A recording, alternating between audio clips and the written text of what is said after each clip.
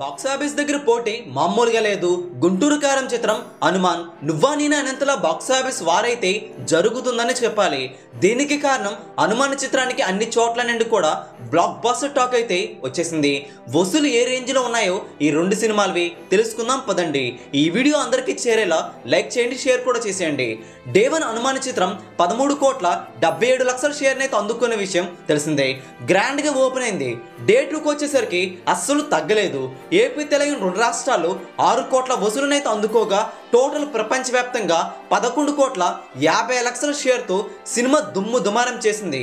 ఇలా 2 రోజుల్లో ప్రపంచవ్యాప్తంగా తేజసజ్జ హనుమాన్ చిత్రం 25,27,00,000 షేర్ అయితే అందుకోవడం జరిగింది.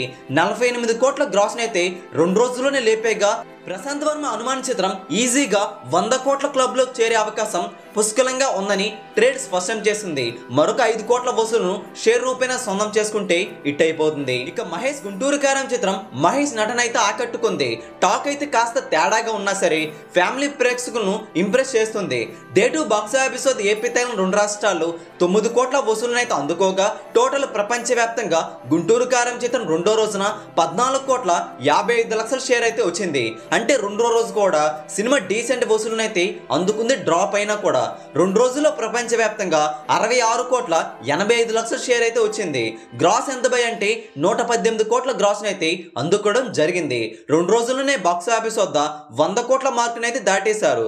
సినిమా గుంటూరు కారం చిత్రం 66 కోట్ల షేర్ను ఇంకా మిగతా రోజులు అందుకోవాలి. అంటే ఇప్పటి వరకు సగం రాబట్టింది 2 రోజులు.